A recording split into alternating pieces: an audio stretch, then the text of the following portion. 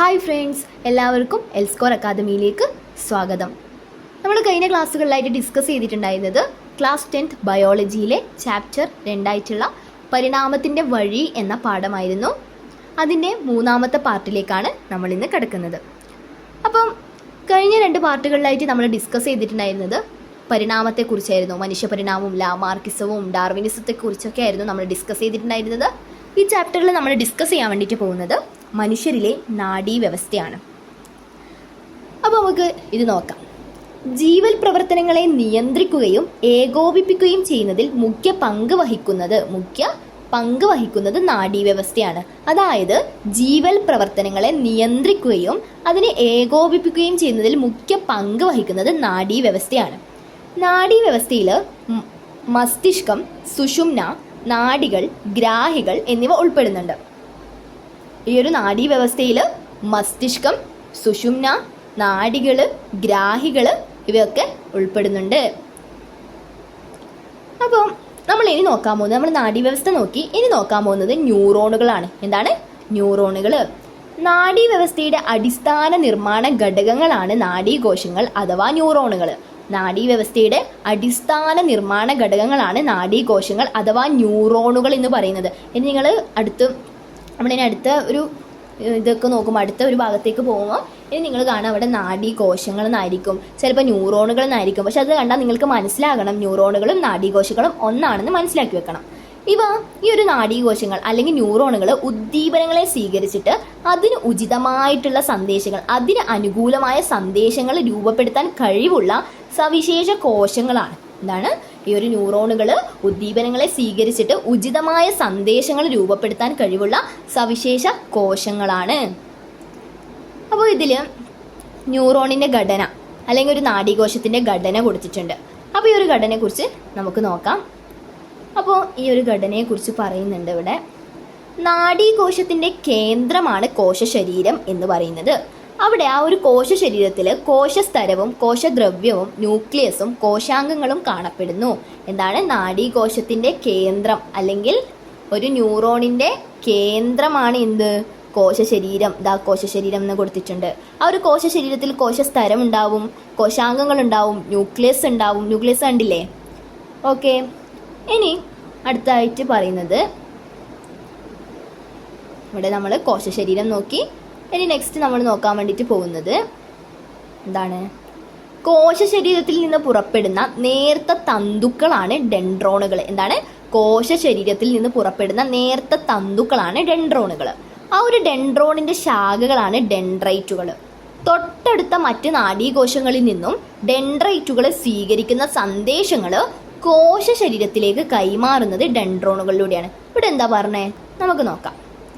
അപ്പം കോശശരീരത്തിൽ നിന്ന് പുറപ്പെടുന്ന നേർത്ത തന്തുക്കൾ, ഇത് കണ്ട, ഈ നേർത്ത തന്തുക്കളാണ് എന്ത്? ഡെൻഡ്രോണുകൾ എന്ന് പറയുന്നത്. ആ ഡെൻഡ്രോണിൻ്റെ ശാഖകളാണ് എന്ത്?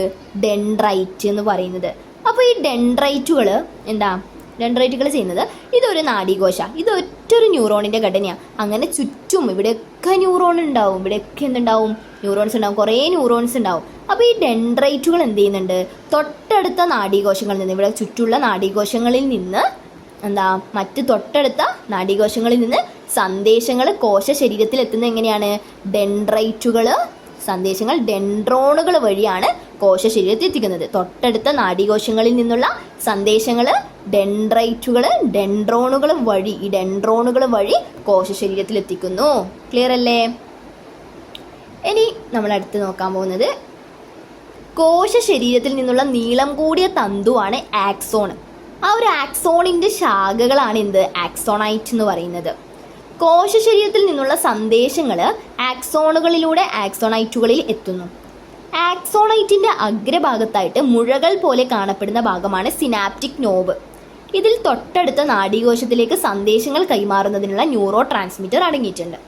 നമുക്കിവിടെ പറഞ്ഞിട്ടുള്ളത് എന്താണെന്ന് ഈ ഒരു ചിത്രം വെച്ചിട്ട് ഞാൻ നിങ്ങൾക്ക് പറഞ്ഞുതരാം. അപ്പോൾ നിങ്ങൾക്ക് നല്ല രീതിയിൽ മനസ്സിലാവും. അവിടെ ഫസ്റ്റ് പറഞ്ഞ പോയിന്റ് കോശ ശരീരത്തിൽ നിന്നുള്ള നീളം കൂടിയ തന്തു. ഇതല്ലേ കോശശരീരം? ഈ ഒരു കോശത്തിന് നീളം കൂടിയ തന്തുവാണ് ആക്സോൺ എന്ന് പറയുന്നത്. ആ ഒരു ആക്സോണിൻ്റെ ശാഖകളാണ് എന്ത്? ആക്സോണൈറ്റ് എന്ന് പറയുന്നത്. കണ്ടോ? ശാഖകളാണ് ആക്സോണൈറ്റ് എന്ന് പറയുന്നത്. ഒരു ആക്സോണൈറ്റിന്റെ ആക്സോണൈറ്റിന്റെ അഗ്രഭാഗത്ത് മുഴകൾ പോലെ കാണുന്ന ഈ ഒരു ഇതാണ് സിനാപ്റ്റിക് നോബ്. ആ മുഴകൾ പോലുള്ള ഭാഗമാണ് സിനാപ്റ്റിക് നോബ് എന്ന് പറയുന്നത്. ഈ സിനാപ്റ്റിക് നോബിൽ എന്തടങ്ങിയിട്ടുണ്ടെന്നാണ് പറഞ്ഞത്? സിനാപ്റ്റിക് നോബിൽ എന്താണ് അടങ്ങിയിട്ടുള്ളത്? സിനാപ്റ്റിക് നോബിൽ തൊട്ടടുത്ത നാഡീകോശത്തിലേക്ക്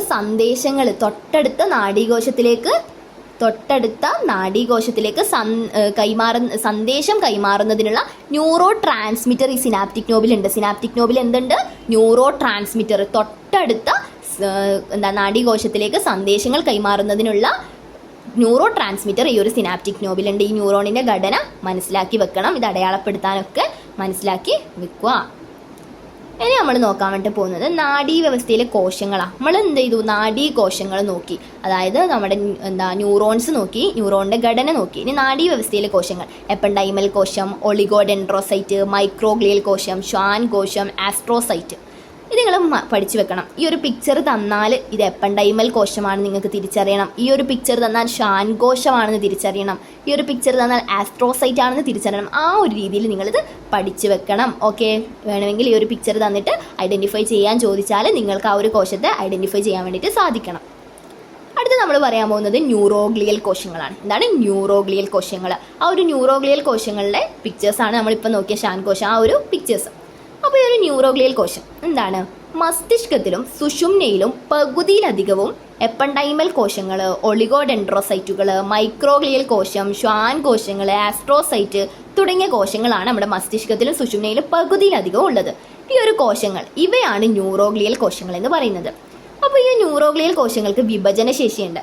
വിഭജനശേഷിയുള്ള ഈ കോശങ്ങൾക്ക് ഉദ്ദീപനങ്ങളെ സ്വീകരിക്കാനോ അല്ലെങ്കിൽ സന്ദേശങ്ങളെ കടത്തിവിടാനുള്ള കഴിവൊന്നുമില്ല. എന്താണ്? ഈ ന്യൂറോഗ്ലിയൽ കോശങ്ങൾക്ക് വിഭജനശേഷിയുള്ള ഈ കോശങ്ങൾക്ക് എന്തുണ്ട്? ഉദ്ദീപനങ്ങളെ സ്വീകരിക്കാനോ സന്ദേശങ്ങളെ കടത്തിവിടാനോ ഉള്ള കഴിവില്ല. ക്ലിയർ അല്ലേ? ഇനി നമ്മൾ ഈ ഒരു ന്യൂറോഗ്ലിയൽ കോശങ്ങളുടെ ധർമ്മങ്ങൾ, ഫങ്ഷൻസ് ആണ് നോക്കാൻ പോകുന്നത്. നാഡീകോശങ്ങൾക്ക് നമ്മുടെ ന്യൂറോൺസിന് ആവശ്യമായിട്ടുള്ള പോഷകം എത്തിക്കുന്നുണ്ട്, മാലിന്യങ്ങൾ നീക്കം ചെയ്യുന്നുണ്ട്, പ്രതിരോധ കോശങ്ങളായിട്ട് പ്രവർത്തിക്കുന്നുണ്ട്, ആക്സോണുകൾക്ക് ചുറ്റും മയലിനുറ ഉണ്ടാക്കുന്നു. അതായത് ആക്സോൺ നമുക്കറിയാം, കോശത്തിന് നീളം കൂടിയ തന്തു, അതിന് ചുറ്റും എന്തുണ്ട്? ഒരു മയലിനുറ. ആ ഒരു മയലിൻ ഷീറ്റിനെ കുറിച്ച് അടുത്തതായിട്ട് നമുക്ക് ഡിസ്കസ് ചെയ്യാണ്ട്. അപ്പോൾ നമുക്കത് എന്ത് ചെയ്യാം? ക്ലിയർ ആയിട്ട് എക്സ്പ്ലെയിൻ ചെയ്യാം. പിന്നെ നാഡീകോശങ്ങൾക്ക് താങ്ങും സഹായവും എന്ത് ചെയ്യുന്നുണ്ട്? സഹായവും നൽകുന്നുണ്ട്. ക്ലിയർ അല്ലേ? ഈ ധർമ്മങ്ങൾ പഠിച്ചു വെക്കണം, ഫങ്ഷൻസ് പഠിച്ചു വെക്കണം. അടുത്ത നമ്മൾ നോക്കാൻ പോകുന്നത് മൈലിൻ ഷീത്താണ്. എന്താണ് മൈലിൻ ഷീത്ത്? ചില ന്യൂറോണുകളിൽ ആക്സോണിനെ പൊതിഞ്ഞ് മൈലിൻ ഷീത്ത് എന്ന് പറഞ്ഞൊരു ആവരണം കാണപ്പെടുന്നുണ്ട്. ചില ന്യൂറോണുകളിൽ ആക്സോണിനെ, ആ ഒരു കോശത്തിൽ നിന്നുള്ള ആ നീളം കൂടി തന്തു, അതിനെ പൊതിഞ്ഞിട്ട് മൈലിൻ ഷീത്ത് എന്ന് പറഞ്ഞിട്ടുള്ള ഒരു ആവരണം കാണപ്പെടുന്നുണ്ട്. ആ ഒരു ആവരണം തിളക്കമുള്ള വെളുപ്പ് നിറമുള്ള മയലിൻ എന്ന് പറഞ്ഞിട്ടുള്ള കൊഴുപ്പ് കൊണ്ടാണ് നിർമ്മിച്ചിരിക്കുന്നത്. ആ ഒരു ആവരണം തിളക്കമുള്ള, നല്ല തിളങ്ങുന്ന വെളുപ്പ് നിറമുള്ള മയലിൻ എന്ന് പറഞ്ഞിട്ടുള്ള ഒരു കൊഴുപ്പ് കൊണ്ടാണ് നിർമ്മിച്ചിരിക്കുന്നത്. ഈ ഒരു മൈലിൻ ഷീറ്റിന്റെ ഫംഗ്ഷൻ, ധർമ്മമാണ് നമ്മൾ ഈ നോക്കുന്നത്. ഇതൊരു ഇൻസുലേറ്ററായിട്ട് പ്രവർത്തിച്ചിട്ട് സന്ദേശങ്ങളുടെ പ്രസരണ വേഗത വർദ്ധിപ്പിക്കുന്നുണ്ട്, നാഡീകോശത്തിന് പോഷണം ലഭ്യമാക്കുക, ബാഹ്യശതങ്ങളിൽ നിന്നും ആക്സോണിനെ സംരക്ഷിക്കുക. കാരണം ആക്സോണിനെ പൊതിഞ്ഞിട്ടാണുള്ളത്. അപ്പോൾ ആക്സോണിന് ഒരു ക്ഷതവും പറ്റൂല. അതാണ് ഇവിടെ പറയുന്നത്. ബാഹ്യശതങ്ങളിൽ നിന്ന് ആക്സോണിനെ സംരക്ഷിക്കുക തുടങ്ങിയവയാണ് മൈലിൻ ഷീറ്റിന്റെ മുഖ്യധർമ്മം. പഠിച്ചു വെക്കണം. ധർമ്മം പഠിച്ചു വെക്കണം. പിന്നെന്താ? തിളക്കമുള്ള വെളുപ്പ് നിറമുള്ള മൈലിൻ എന്ന കൊഴുപ്പ് കൊണ്ടാണ് നിർമ്മിച്ചിട്ടുള്ളത്. മസ്തിഷ്കത്തിലും സുഷുമ്നയിലും മൈലിൻ ഷീത്തിനെ നിർമ്മിക്കുന്നത് ആരാണ്? ഒളിഗോഡെൻഡ്രോസൈറ്റുകളാണ്. എന്താണ്? മസ്തിഷ്കം, നമ്മുടെ ബ്രെയിനിൽ, നമ്മുടെ തലച്ചോറിൽ, സുഷുമ്ന, നമ്മുടെ സ്പൈനൽ കോഡിലൊക്കെ ഈ ഒരു മൈലിൻ ഷീത്തിനെ, ആക്സോണിനെ പൊതിഞ്ഞൊരു ആവരണമാണല്ലോ മൈലിൻ ഷീത്ത്. ആ ഒരു മൈലിൻ ഷീത്തിനെ നിർമ്മിക്കുന്നത് ഒളിഗോഡെൻഡ്രോസൈറ്റുകളാണ്. നമ്മുടെ നാഡികളിൽ മൈലിൻ ഷീത്തിനെ നിർമ്മിക്കുന്നത് ഷ്വാൻ കോശങ്ങളുമാണ്. മസ്തിഷ്കത്തിലും സുഷുമ്നയിലും മൈലിൻ ഷീത്തിനെ ഒളിഗോഡെൻഡ്രോസൈറ്റുകളാണെങ്കിൽ നാഡികളിൽ മൈലിൻ ഷീത്തിനെ നിർമ്മിക്കുന്നത് ഷ്വാൻ കോശങ്ങളുമാണ്. ഓക്കെ, മസ്തിഷ്കത്തിലും സുഷുമ്നയിലും മൈലിൻ ഷീത്തുള്ള നാഡീകോശങ്ങൾ കൂടുതലായി കാണപ്പെടുന്ന ഭാഗത്തെ വൈറ്റ് മാറ്റർ. എന്താണ്? മസ്തിഷ്കത്തിലും സുഷുമ്നയിലും ഈ ഒരു മൈലിൻ ഷീത്തുള്ള ന്യൂറോൺസ്, നാഡീകോശങ്ങൾ കൂടുതലായി കാണപ്പെടുന്ന ഭാഗത്തെ വൈറ്റ് മാറ്റർ. ഇത് നമുക്ക് മനസ്സിലാക്കി വെക്കുക. കാരണം തിളക്കമുള്ള വെളുപ്പ് നിറമുള്ള വൈറ്റ്, നല്ല വെളുപ്പ് നിറമുള്ള മൈലിൻ എന്ന് പറഞ്ഞ കൊഴുപ്പ് കൊണ്ടാണ് മൈലിൻ ഷീത്ത് ഉള്ളത്. അപ്പോൾ ഈ ഒരു മൈലിൻ ഷീത്ത് നിർമ്മിക്കുന്നത്. അപ്പോൾ ഈ ഒരു മൈലിൻ ഷീത്ത് കൂടുതലായി കാണപ്പെടുന്ന ഭാഗത്തെ വൈറ്റ് മാറ്റർ എന്നും, കോശ ശരീരവും മൈലിൻ ഷീത്ത് ഇല്ലാത്ത നാഡീകോശഭാഗങ്ങളുള്ള ഭാഗത്തെ ഗ്രേ മാറ്റർ, സിമ്പിളായിട്ട് മനസ്സിലാക്കി വെക്കാം. മസ്തിഷ്കത്തിലും സുഷുമ്നയിലും മൈലിൻ ഷീത്ത് കൂടുതലുള്ള ഭാഗത്തെ വൈറ്റ് മാറ്റർ എന്നും മൈലിൻ ഷീത്ത് ഇല്ലാത്ത ഭാഗത്തെ ഗ്രേ മാറ്റർ എന്നുമാണ് പറയുന്നത്. ക്ലിയർ അല്ലേ? അപ്പോൾ ഇവിടെ മൈലിൻ ഷീത്തിൻ്റെ പിക്ചർ കൊടുത്തിട്ടുണ്ട്. ഇത് നമ്മുടെ ആക്സോണിനെ പൊതിഞ്ഞിച്ച് മൈലിൻ ഷീത്ത് നമുക്ക് കാണാം. ഇതാണ് മൈലിൻ ഷീത്തിൻ്റെ ഒരു പിക്ചർ. ഇതൊന്ന് ജസ്റ്റ് മനസ്സിലാക്കി വെച്ചാൽ മതി. ഒരു കൂട്ടം നാഡീകോശങ്ങളുടെ, അതായത് ഒരു കൂട്ടം ന്യൂറോണുകളുടെ കോശ ശരീരഭാഗങ്ങളെ, ആ ഒരു ന്യൂറോണിൻ്റെ കോശ ശരീരഭാഗം നമ്മൾ കണ്ടു. ആ ഒരു കോശ ശരീരഭാഗങ്ങളെ ഒരു ആവരണം കൊണ്ട് പൊതിഞ്ഞിട്ടുണ്ട്. കോശ ശരീരഭാഗത്തെ ഒരു ആവരണം കൊണ്ട് പൊതിഞ്ഞിരിക്കുന്നുണ്ട്. ഗോളാകൃതിയിൽ കാണപ്പെടുന്ന ഇത്തരം ഭാഗം, ഗോളാകൃതിയിൽ കാണപ്പെടുന്ന ഇത്തരം ഭാഗങ്ങളാണ് ഗാംഗ്ലിയോണുകൾ എന്ന് പറയുന്നത്. ക്ലിയർ അല്ലേ? ആ ഒരു ഗോളാകൃതിയിൽ കാണുന്ന ഇത്തരം ഭാഗങ്ങളാണ് ഗാംഗ്ലിയോണുകൾ എന്ന് പറയുന്നത്. നമുക്കിനി നോക്കാം. ഇനി നമ്മൾ നോക്കാൻ പോകുന്നത് നാഡീവ്യവസ്ഥയാണ്. എന്താണ്? നാഡീവ്യവസ്ഥയാണ് നോക്കാൻ വേണ്ടി പോകുന്നത്. പരിണാമപരമായിട്ട് ഉയർന്ന തലത്തിൽപ്പെട്ട മനുഷ്യരിൽ ബാഹ്യവും ആന്തരികവുമായ മാറ്റങ്ങൾക്കനുസരിച്ച് ശാരീരിക പ്രതികരണങ്ങളെ രൂപപ്പെടുത്തുകയും അവ ഏകോപിപ്പിക്കുകയും ചെയ്യുന്നതിന് അനുയോജ്യമായ ഒരു നാഡീവ്യവസ്ഥാ സംവിധാനമാണ് പ്രവർത്തിക്കുന്നത്.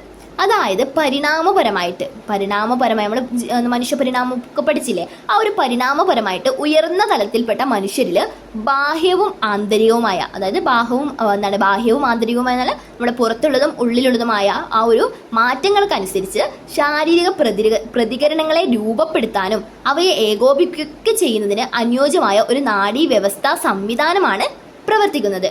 ആ ഒരു നാഡീവ്യവസ്ഥ നമുക്ക് നോക്കാം. ഇതാണ് നാഡീവ്യവസ്ഥ ഇവിടെ കൊടുത്തിട്ടുണ്ട്. ആ നാഡീവ്യവസ്ഥയിൽ തന്നെ രണ്ടെണ്ണം ഉണ്ട്. കേന്ദ്ര നാഡീവ്യവസ്ഥ, സെൻട്രൽ നെർവസ് സിസ്റ്റം ഉണ്ട്, പെരിഫറൽ നെർവസ് സിസ്റ്റം, പെരിഫറൽ നാഡീവ്യവസ്ഥയുണ്ട്. സെൻട്രൽ നെർവസ് സിസ്റ്റം, അതായത് കേന്ദ്ര നാഡീവ്യവസ്ഥയിൽ വരുന്നത് മസ്തിഷ്കം, സുഷുമ്ന എന്നിവയാണ് കേന്ദ്ര നാഡീവ്യവസ്ഥയിൽ. പെരിഫറൽ നാഡീവ്യവസ്ഥയിൽ കേന്ദ്ര നാഡീവ്യവസ്ഥയെ അവയവങ്ങളുമായി ബന്ധിപ്പിക്കുന്ന 12 ജോഡി ശിരോനാഡികൾ.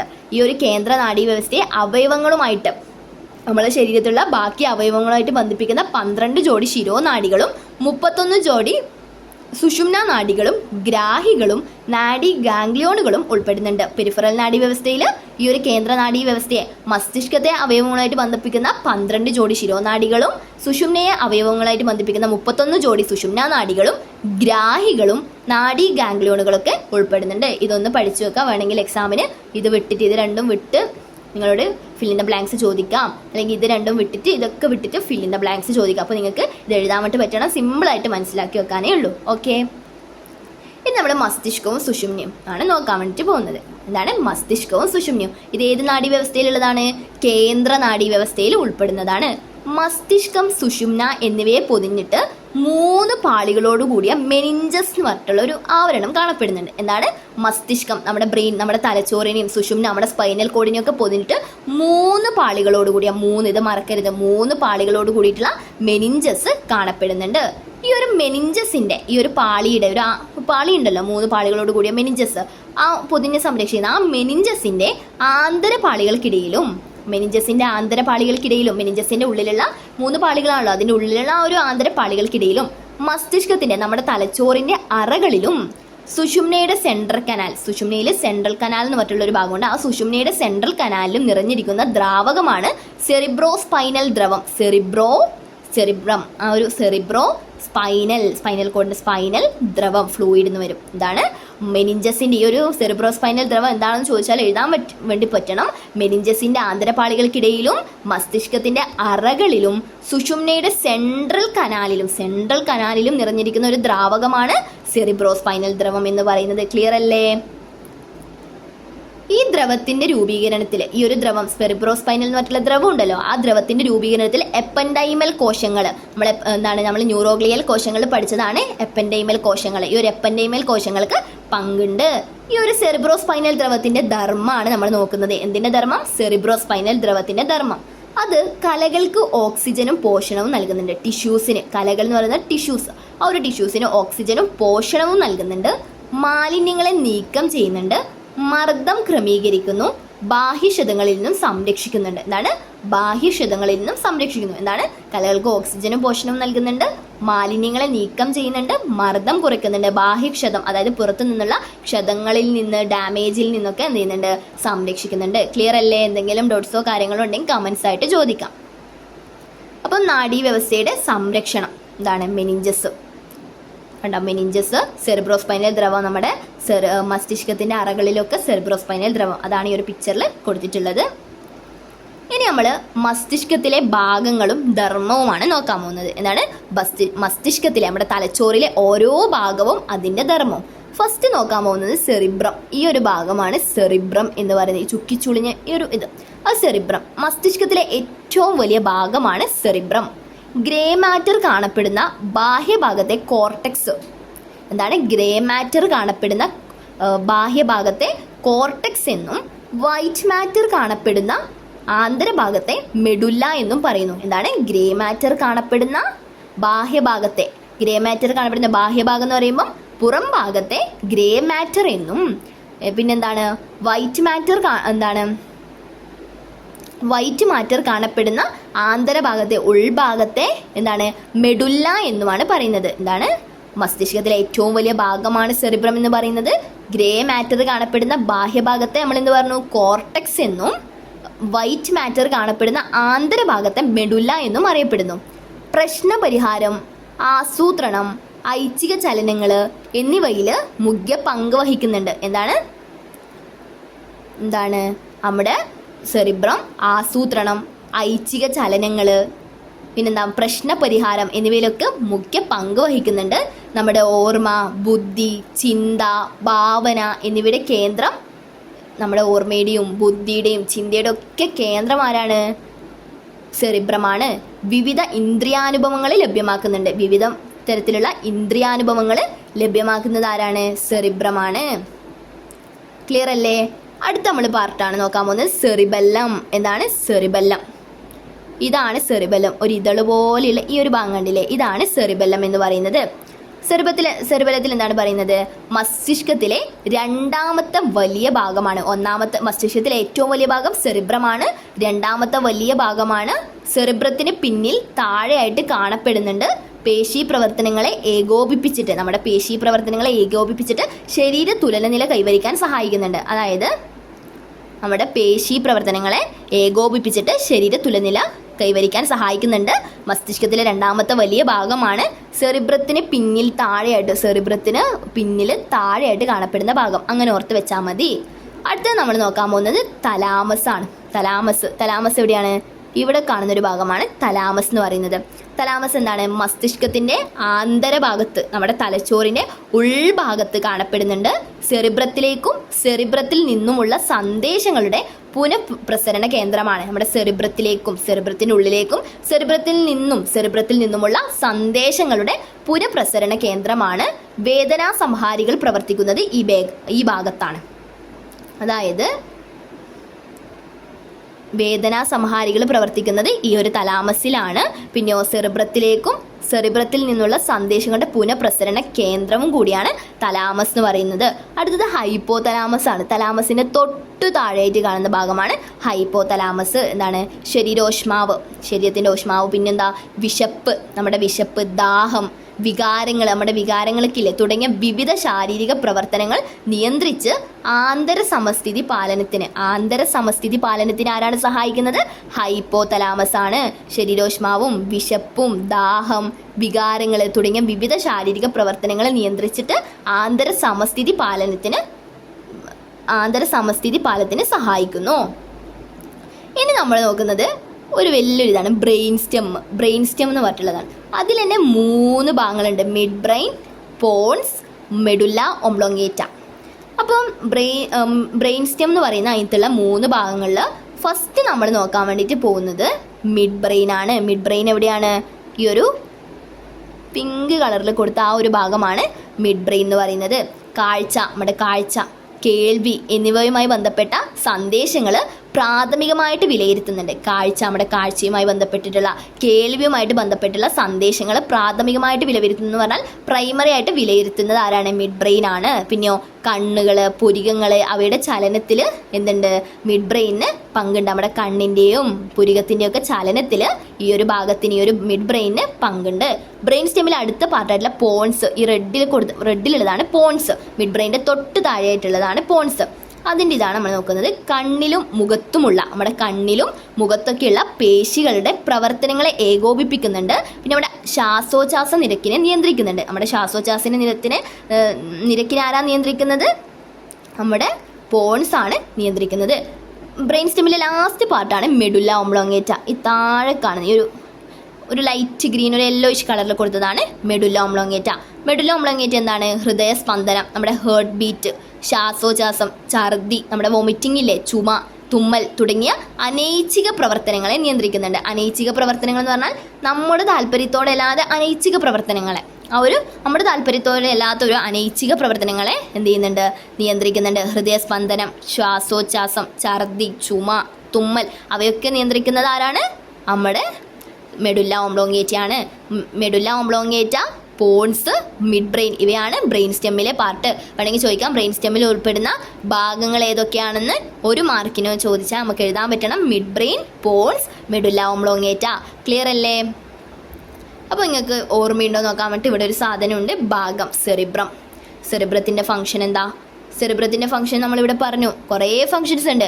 ഒന്ന് എഴുതി കൊടുത്താൽ മതി. പ്രശ്നപരിഹാരം, ആസൂത്രണം, ഐച്ഛിക ചലനങ്ങൾ എന്നിവയിൽ മുഖ്യ പങ്ക് വഹിക്കുന്നുണ്ട്. ഓർമ്മ, ബുദ്ധി, ചിന്ത, ഭാവന എന്നിവയുടെയൊക്കെ കേന്ദ്രമാണ്. പിന്നെ സെറിബെല്ലം ശരീര തുലനില പാലിക്കാൻ വേണ്ടി സഹായിക്കുന്നുണ്ട്. തലാമസ് എന്താ? തലാമസ് നമ്മൾ പറഞ്ഞു. തലാമസ് വേദനാ സംഹാരികൾ പ്രവർത്തിക്കുന്നത് ആ ഭാഗത്താണ് എന്നൊക്കെ പറഞ്ഞു. പിന്നെ ഹൈപ്പോ തലാമസ് നമ്മുടെ വിശപ്പ്, ദാഹം അതിനെയൊക്കെ നിയന്ത്രിക്കുന്നുണ്ട്. മിഡ് ബ്രെയിൻ എന്തായിരുന്നു? മിഡ് ബ്രെയിൻ നമ്മൾ പറഞ്ഞു കാഴ്ച, കേൾവി എന്നിവയുമായി ബന്ധപ്പെട്ട സന്ദേശങ്ങൾ പ്രാഥമികമായിട്ട് വിലയിരുത്തുന്നുണ്ട് ഇല്ലേ? പിന്നെ അടുത്തതാരതാ? പോൺസിൻ്റെ ഫംഗ്ഷൻ എന്താണ്? കണ്ണിലും മുഖത്തുമുള്ള പേശികളുടെ പ്രവർത്തനങ്ങളെ ഏകോപിപ്പിക്കുന്നുണ്ട്. അടുത്ത വരുന്ന പാർട്ട് മെഡുല്ല ഓംലോങ്ങേറ്റയാണ്. നമ്മുടെ ഹൃദയസ്പന്ദനം, നമ്മുടെ ചുമ, തുമ്മൽ, ഛർദി അങ്ങനെ അനൈച്ഛിക പ്രവർത്തനങ്ങളൊക്കെ നിയന്ത്രിക്കുന്നത് മെഡുല്ല ഓംലോങ്ങേറ്റയാണ്. ഇങ്ങനെ എക്സാമിന് ചോദിച്ചാൽ നിങ്ങൾക്ക് ക്ലിയർ ആയിട്ട് എഴുതാൻ വേണ്ടിയിട്ട് പറ്റണം. പിന്നെന്താണ്? ഈ പാർട്സൊക്കെ ഐഡൻറ്റിഫൈ ചെയ്യാൻ വേണ്ടിയിട്ട് പറ്റണം. ഇവിടെ ഒരു വരയിട്ടിട്ട് തന്നാൽ നിങ്ങൾക്ക് എന്ത് ചെയ്യണം? അത് സെറിബ്രമാണെന്ന് മനസ്സിലാക്കണം. ഇവിടെയുള്ള ഭാഗം തന്നാൽ അത് സെറിബെല്ലമാണെന്ന് ഐഡൻറ്റിഫൈ ചെയ്യാൻ വേണ്ടിയിട്ട് പറ്റണം. ഓക്കെ, ഈ തലാമസും ഹൈപ്പോ തലാമസും ആണ് അധികം ആൾക്ക് മാറിപ്പോകുന്നത്. അത് കൃത്യമായിട്ട് നോട്ട് ചെയ്ത് വെക്കണം. പിന്നെ മിഡ് ബ്രെയിൻ, പോൺസ്, മെഡുല്ല ഓംലോങ്ങേറ്റ ഈ അടിഭാഗത്തുള്ള ഒരു ഭാഗമാണ്. ഓക്കെ, ക്ലിയർ അല്ലേ? നമ്മൾക്കിനി അടുത്ത് നമ്മൾ നോക്കുന്നത് സുഷുമ്നയാണ്. എന്താണ്? സുഷുമ്ന എന്താണ്? മെഡുല്ല ഓംലോങ്ങേറ്റയുടെ തുടർച്ചയായിട്ട് കാണപ്പെടുന്ന കേന്ദ്ര നാഡീ വ്യവസ്ഥയുടെ ഭാഗമാണ് സുഷുമ്ന. എന്താണ്? മെഡുല്ല ഓംലോങ്ങേറ്റയുടെ തുടർച്ചയായിട്ട്. അതായത് ഇവിടെ നമ്മൾ മെഡുല്ല ഓംലോങ്ങേറ്റിനെ നോക്കി. ഇവിടെ മെഡുല്ല ഓംലോങ്ങേറ്റ ഈ ഒരു യെല്ലോ ആണ്. അതിന് തുടർച്ചയായിട്ട് കാണപ്പെടുന്ന ഭാഗമാണ് എന്ത്? സുഷുമ്ന എന്ന് പറയുന്നത്. ക്ലിയർ അല്ലേ? ശരീരത്തിൻ്റെ വിവിധ ഭാഗങ്ങളിലുള്ള സന്ദേശങ്ങളെ മസ്തിഷ്കത്തിലെത്തുക. നമ്മുടെ ശരീരത്തിൻ്റെ വിവിധ ഭാഗങ്ങളിലുള്ള സന്ദേശങ്ങൾ എവിടെ എത്തുക? നമ്മുടെ ബ്രെയിനിൽ എത്തിക്കുകയും മസ്തിഷ്കത്തിൽ നിന്നുള്ള, നമ്മുടെ ബ്രെയിനിൽ നിന്നുള്ള നിർദ്ദേശങ്ങളെ ശരീരത്തിൻ്റെ വിവിധ ഭാഗങ്ങളിലേക്ക് കൈമാറുകയും ചെയ്യുന്നത് സുഷുമ്നയാണ്. അതായത് നമ്മുടെ ശരീരത്തിൻ്റെ വിവിധ ഭാഗങ്ങളിലുള്ള സന്ദേശങ്ങൾ എല്ലാം വേറെ കുറേ അവയവത്തിലുള്ള സന്ദേശങ്ങളെ മസ്തിഷ്കത്തിൽ, ബ്രെയിനിൽ എത്തിക്കുകയും ഇനി മസ്തിഷ്കത്തിൽ നിന്നുള്ള നിർദ്ദേശങ്ങളെ, മസ്തിഷ്കത്തിൽ നിന്ന് ഓരോ അവയവത്തിനു വേണ്ടിയുള്ള നിർദ്ദേശങ്ങളില്ലേ അതിന് ശരീരത്തിൻ്റെ വിവിധ ഭാഗങ്ങളിലേക്ക് കൈമാറുകയും ചെയ്യുന്നത് ആരാണ്? സുഷുമ്നയാണ്. ഇതാണ് സുഷുമ്നയുടെ ഫംഗ്ഷൻ, ധർമ്മം എന്ന് പറയുന്നത്. സുഷുമ്ന എവിടെയാണുള്ളത്? മെഡുല്ല ഓംലോങ്ങേറ്റയുടെ തുടർച്ചയായിട്ട് കാണപ്പെടുന്ന കേന്ദ്ര നാഡീ വ്യവസ്ഥയുടെ ഭാഗമാണ് സുഷുമ്ന എന്ന് പറയുന്നത്. സുഷുമ്ന നാഡിയും അതിൻ്റെ ഘടനയൊക്കെ ഇവിടെ കൊടുത്തിട്ടുണ്ട്. എന്താണ്? സുഷുമ്ന നാഡി, അതിൻ്റെ ഘടന ഇതാണ്. ഇവിടെ ഗ്രേ മാറ്റർ കൊടുത്തിട്ടുണ്ട്, വൈറ്റ് മാറ്റർ ഇവിടെ കൊടുത്തിട്ടുണ്ട്. പിന്നെ ഇതാണ് സെൻട്രൽ കനാൽ. ഈ ഗ്രേ മാറ്ററിൻ്റെ നടുക്കായിട്ടുള്ള ഇതാണ് സെൻട്രൽ കനാൽ. അവിടെ സെറിബ്രോസ്പൈനൽ ദ്രവം നിറഞ്ഞിരിക്കുന്ന ഒരു ഭാഗമാണ് ഡോർസൽ റൂട്ട്. അവിടെ എന്താണ്? ശരീരത്തിൻ്റെ വിവിധ ഭാഗങ്ങളിൽ നിന്നുള്ള സന്ദേശങ്ങളെ സുഷുമ്നയിലേക്ക് കടത്തിവിടുന്നത് ആരാണ്? ഡോർസൽ റൂട്ടാണ്. വെൻട്രൽ റൂട്ട് എന്താണ്? ഇവിടെയുള്ള സാധനമാണ്. അതെന്താണ്? സുഷുമ്നയിൽ നിന്നുള്ള നിർദ്ദേശങ്ങൾ ശരീരത്തിൻ്റെ വിവിധ ഭാഗങ്ങളിലേക്ക് കൈമാറുന്നത് വെൻട്രൽ റൂട്ടാണ്. ഈ ഡോർസൽ റൂട്ടിൻ്റെയും വെൻട്രൽ റൂട്ടിൻ്റെയും ഫംഗ്ഷൻസ് പഠിച്ചു വെക്കണം. വേണമെങ്കിൽ എക്സാമിന് ശരീരത്തിൻ്റെ വിവിധ ഭാഗങ്ങളിൽ നിന്നുള്ള സന്ദേശങ്ങളെ സുഷുമ്നയിൽ കടത്തിവിടുന്നത് ആരാണ് ചോദിക്കുക? അപ്പോൾ നിങ്ങൾ ഡോർസൽ റൂട്ട് എന്ന് എഴുതി കൊടുക്കണം. സുഷുമ്നയിൽ നിന്നുള്ള നിർദ്ദേശങ്ങൾ ശരീരത്തിൻ്റെ വിവിധ ഭാഗങ്ങളിലേക്ക് കൈമാറുന്ന ആരാ ചോദിക്കുക? അപ്പോൾ നിങ്ങൾ വെൻട്രൽ റൂട്ട് എന്ന് നിങ്ങൾക്ക് എഴുതാൻ വേണ്ടിയിട്ട് സാധിക്കണം. ക്ലിയർ അല്ലേ?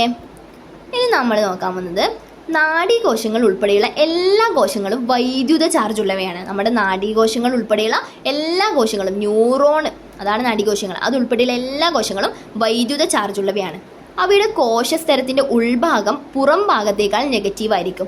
ആ ഒരു നാഡീകോശത്തിൻ്റെയൊക്കെ കോശസ്തരം, കോശഭാഗത്തിൽ ഉൾപ്പെടുന്ന കോശസ്തരം ഉണ്ടല്ലോ, കോശ ശരീരത്തിൽ ഉൾപ്പെടുന്ന കോശസ്തരം, ആ ഒരു കോശസ്തരത്തിന്റെ ഉൾഭാഗം പുറം ഭാഗത്തേക്കാൾ നെഗറ്റീവ് ആയിരിക്കും എന്ന് പറഞ്ഞാൽ ഉൾഭാഗം നെഗറ്റീവും പുറം ഭാഗം പോസിറ്റീവുമായിരിക്കും. അപ്പോൾ ഉദ്ദീപിക്കപ്പെടുമ്പോൾ കോശസ്തരത്തിന് പുറത്തു നിന്ന് പോസിറ്റീവ് ചാർജുള്ള അയോണുകൾ കോശത്തിലേക്ക് പ്രവേശിക്കുന്നു. ഇത് താൽക്കാലികമായിട്ട് ആ ഭാഗത്ത് ചാർജ് വ്യതിയാനം ഉണ്ടാക്കുന്നുണ്ട്. അതായത് ഉദ്ദീപിക്കപ്പെടുമ്പോൾ കോശസ്തരത്തിന്റെ പുറത്ത് ആരാണ്? പോസിറ്റീവ് ചാർജാണ്. പുറത്തു നിന്ന് പോസിറ്റീവ് ചാർജുള്ള അയോണുകൾ കോശത്തിലേക്ക് പ്രവേശിക്കും. അപ്പോൾ ഉൾഭാഗത്ത് പോസിറ്റീവും പുറം ഭാഗത്ത് എന്താകും? നെഗറ്റീവ് ആവും. ഇത് താൽക്കാലികമായിട്ട് ആ ഭാഗത്ത് ഒരു ചാർജ് വ്യതിയാനം ഉണ്ടാക്കുന്നുണ്ട്. ഈ ഒരു പിക്ചറിലൂടെ നമുക്ക് കാണാം. ഇതൊരു സാധാ കോശസ്തരാണ്. ഇവിടെ എന്താണ്? ഇത് ഉദ്ദീപിക്കപ്പെടാത്ത അവസ്ഥയിൽ കോശസ്തരത്തിന് പുറത്ത് എന്താണ്? പോസിറ്റീവ് ചാർജാണ്. ഉള്ളിൽ നെഗറ്റീവ് ചാർജും എന്ത് ചെയ്യുന്നുണ്ട്? നിലനിൽക്കുന്നുണ്ട്. ശരിയല്ലേ? ഇനി ഉദ്ദീപിക്കപ്പെടുമ്പോൾ കോശസ്തരത്തിനുള്ളിൽ എന്തുണ്ട്? ആ ഉദ്ദീപിക്കപ്പെടുന്ന ഭാഗത്ത് പോസിറ്റീവ് ചാർജ് ഉള്ളിലേക്ക് വരുന്നുണ്ട്.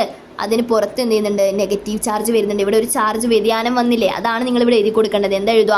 ഉദ്ദീപിക്കപ്പെടുമ്പോൾ കോശസ്തരത്തിന്റെ ഉൾഭാഗത്ത് പോസിറ്റീവ് ചാർജും പുറം ഭാഗത്ത് നെഗറ്റീവ് ചാർജും രൂപപ്പെടുന്നുണ്ട്.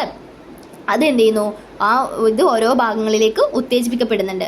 അപ്പോൾ ഇനി ഇവിടെ എന്താ എഴുതണ്ടേ? ഈ സിയിൽ ഈ ഒരു ഉദ്ദീപനം ഇത് മറ്റൊരു ഭാഗത്തേക്ക് മാറുമ്പോൾ, മറ്റൊരു ഭാഗത്തേക്ക് ഈ ഒരു ഉദ്ദീപനം നടക്കുമ്പോൾ അവിടെ നിന്നുണ്ട് കോശസ്തരത്തിനുള്ളിൽ പോസിറ്റീവും പുറത്ത് നെഗറ്റീവും വരുന്നുണ്ട്. പക്ഷേ ആ ഒരു പഴയ ഭാഗത്ത് എന്ത് ചെയ്യുന്നുണ്ട്? സാധാരണ സ്ഥിതിയിലാവുന്നുണ്ട്. നേരത്തെ ഇവിടെ ഉദ്ദീപനം നടന്നു, ഇപ്പോൾ അത് അപ്പുറത്തെ ഭാഗത്തേക്ക് ആവുമ്പോൾ ഇവിടെ എന്ത് ചെയ്യുന്നുണ്ട്? സാധാരണ സ്ഥിതി ആവുന്നുണ്ട്. എന്താ? പുറത്ത് പോസിറ്റീവും ഉള്ളിൽ നെഗറ്റീവും വരുന്നുണ്ട്. ആ ഒരു കാര്യമാണ് ഇവിടെ എഴുതി കൊടുക്കേണ്ടത്. ഓക്കെ, ക്ലിയർ അല്ലേ? അപ്പോൾ ഇത്രയും കാര്യങ്ങളാണ് നമ്മൾ ഇന്ന് ഈ ഒരു പാർട്ടിൽ ചർച്ച ചെയ്യുന്നത്. ഇനി ഈ ചാപ്റ്ററിൻ്റെ കുറച്ച് ഭാഗങ്ങൾ കൂടിയുണ്ട്. അത് നമുക്ക് അടുത്ത പാർട്ടിൽ ഡിസ്കസ് ചെയ്യാം. ഇനി എന്തെങ്കിലും ഡൗട്ട്സോ കാര്യങ്ങളോ ഉണ്ടെങ്കിൽ നിങ്ങൾക്ക് എന്ത് ചെയ്യാം? കമൻസ് ആയിട്ട് ചോദിക്കാം. നമുക്ക് അടുത്തൊരു പാർട്ടിൽ കാണാം. Thank you.